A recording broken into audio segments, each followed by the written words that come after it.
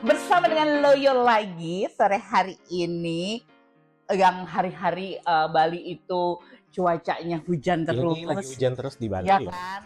Yang pulang kantor kesian Ya, karena hati-hati. hujan itu pasti ada di pagi hari waktu mereka berangkat Dan sore sore hari hari waktu mereka pada mau waktu mereka pulang. pulang. Betul. Iya. Kabar baiknya adalah dan beserta kabar buruknya saya tidak merasakan. Karena lagi dalam posisi nganggur. Semoga hal ini tidak terjadi pada Anda di luar sana ya. Amit-amit jangan sampai ya. Ya Allah, amit-amit Gitu. kalau gue gimana? Oke, ini pas kita rekaman ini ada suara anjing menggonggong. Hafilah berlalu. Hafilah tuh siapa? Nomor berapa? Enggak. Oke. Tuh. Jadi di umur sekian nganggur itu sih sucks ya menurut gue ya. Hah? Gue Sucks? Why? Ya nggak maksudnya gini. Oke, gue tuh ya sekarang gue lagi nggak unemployed ya kan.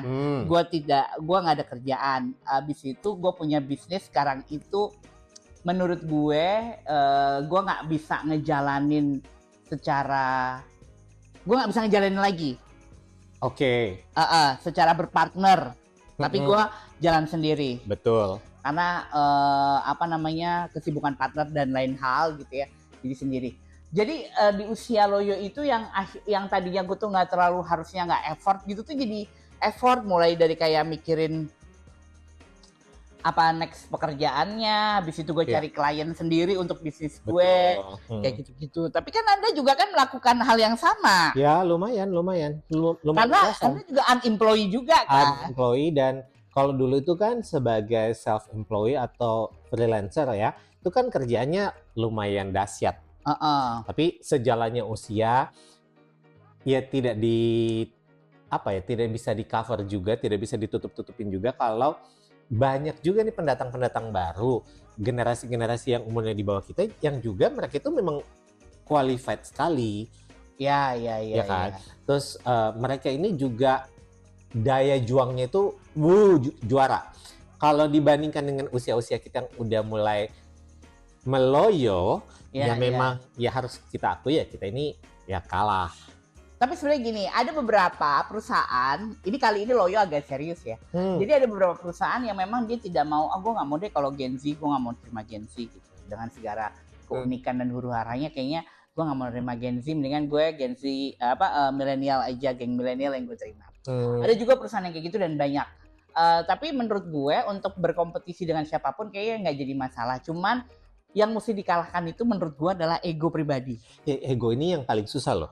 Iya. Ya nggak sih? Iya. Karena gini, mengakui kalau kita itu sekarang ini memang posisinya agak turun, namanya juga manusia. Dia tuh kayak kurva kan. Jadi dari dia naik sampai di ujung dia akan turun lagi gitu kan.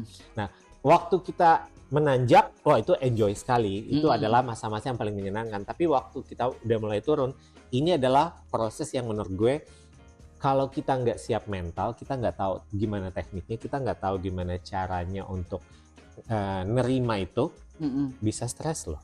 Iya, tapi tuh kan ada ya orang ambil resiko. Jadi kayak gini, saya itu kemarin dalam 1 tahun ada kali 5 ganti-ganti pekerjaan. Semacam dia ganti pasangan sama ganti kerjaan itu sama loh. Jadi gini, gue juga bukan nggak pernah gue bekerja lama ya. Gue pernah di media bekerja lama 13 tahun kan.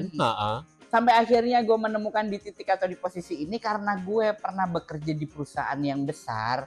Begitu masuk Bali dengan komoditi kayak minor, bagaimana ya? Maksudnya bukan perusahaan besar kayak gitu. Jadi bukan dikompetisikan, bukan dikompetitifkan juga bukan, tapi jadinya jatuhnya loh kok gini ya? Karena lo sebelumnya kerja itu kayak di national brand. Ya, national brand. Ya kan?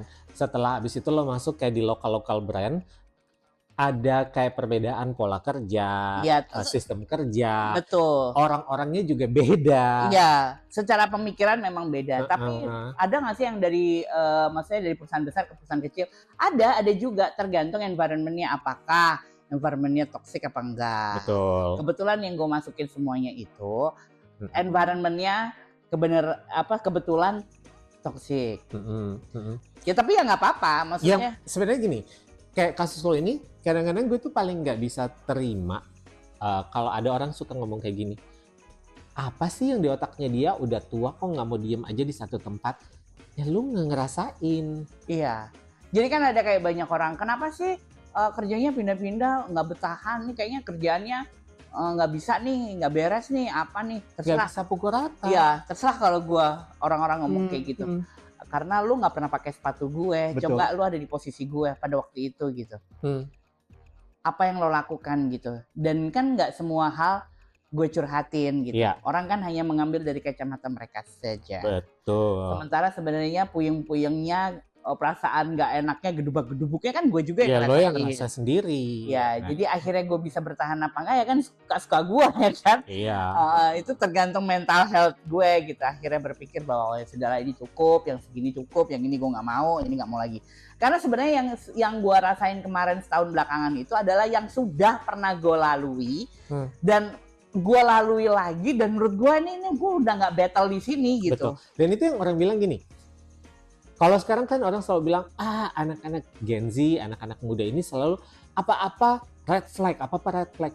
Nggak juga loh, kita yang udah loyo-loyo ini juga kita ngerasain itu. Iya. Bahkan kita juga bisa tahu, oh ini tuh tipikalnya agak toksik, oh ini enggak, kayak gitu-gitu. Sebenarnya kita juga ngerasain, cuman mungkin di kita itu toleransinya, adaptasinya itu masih lebih bisa kayak gitu loh. Walaupun di perusahaan-perusahaan gue yang kemarin juga nggak semuanya toksik ya, tapi dibalik di sisi gue udah nggak mau lagi menghadapi yang bukan toksik pun juga gue nggak mau ngadepin. Ya. Ada di satu sisi di part, oh bukan perusahaan ini yang gue cari, oh bukan orang-orangnya ini yang dicari. Gue sih punya pemikiran bahwa masa iya sih gue nggak ditolong sama Tuhan gue untuk cari rezeki kan gitu ya. Pasti kan. Ya, pasti. Nah ya udah, gue memilih untuk mental health issue, gue mundur, gue nggak mau lagi ini gitu. Jadi biarkan kalau banyak orang di luaran sana akhirnya, oh Lola A B C D E F G sudah, aku terima, nggak masalah. Kalau menurut gue, kita, ada telepon mbak, apakah itu panggilan Anda? Rice cooker. Jadi kalau di umur-umur sekitar gini ya, akan ada di mana kita sudah harus bisa nerima kalau ya udah memang kita lagi menurun, kita harus belajar acceptance, ya kan. Yang kedua, pilihannya ada di kita mau duitnya, tapi secara mental kita terganggu. Dan nggak tahu kalau lo menurut orang lain, tapi kalau menurut gue punya duit tapi mental gue terganggu, sama aja bohong. Ya. Walaupun sebenarnya nganggur juga mental terganggu, sama terganggu banget. Lagi nggak ada uang, aduh mau bayar listrik, mau bayar iuran, mau bayar segala macam, mau bayar asuransi, ini itu. Betul, itu terganggu juga. Tapi maksudnya nggak bisa diatasi nggak ya? Nggak juga sih sebenarnya. Nggak juga. Ya udah, kan tadi acceptance, dan udah aja pelan-pelan. Ya lu juga jangan, kalau menurut gue ya, mungkin gue employee gitu, tapi bukan berarti gue nggak ngapa-ngapain, gue tetap jalan. Contohnya ini kita tuh lagi buat video ini karena kita berdua lagi punya waktu kosong. Kemarin Lola selalu ngajakin yuk buat waktunya nggak ada, dan memang kita berdua lagi, daripada nanti nggak maksimal, nggak usah. Nah kalau sekarang memang kita ada waktu, terus ini tuh jadi kayak hal kreatif yang kita bisa lakuin. Jadi gini, kalau memang kita lagi nggak bisa membuat sesuatu yang menghasilkan secara finansial, secara materi, buat sesuatu yang menghasilkan kesenangan. Iya, secara funnya kita dapet. Betul. Secara hobi kita masuk. Yes. Gitu. Begitu. Jadi kita menjalaninya dengan passion. Ini kan salah satu ketimbang passion. Kalau kita lagi nganggur, terus habis itu lu cuma diem-diem lesehan depan TV, nonton film atau scrolling sosial media atau apa, nggak ada hasil kan? Yep. Mainan gini aja, mainan kayak gini akhirnya kan kita belajar buat video, belajar ngedit segala macam. Ya buat info aja, ini kita rekaman cuma pakai handphone loh ya. Betul. Sementara ini program editing ini kan udah lama banget punya, tapi udah lama nggak dikopek-kopek. Begitu ada niat mau bikin ini, dikorek-korek lagi, dikopek-kopek lagi, akhirnya jadi. Dan kenapa menurut gue itu menguntungkan karena akhirnya gue bisa belajar, oh satu pintu lagi ketutup, ada pintu lain yang kebuka. Misalnya di sisi ini kita lagi nggak bisa, kita bisa ngerjain yang lain yang lebih produktif. Kayak gitu. Jadi menurut gue, whatever your condition, even though lu ada di middle age, udahlah jalanin aja. Ya. Kita nggak pernah tahu surprise-nya Tuhan kita tuh seperti apa di kemudian hari.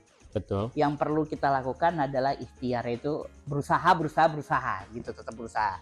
Berusaha bagian kita, hasilnya udah di luar kendalinya kita kok. Iya gitu. Nggak lucu sekali. Luar biasa ya. Kali ini. Manis banget ya obrolannya ya. Nggak kita banget. Nggak kita banget. Ingat ini podcast pura-pura hari ini. Kita akan lanjutkan di podcast selanjutnya.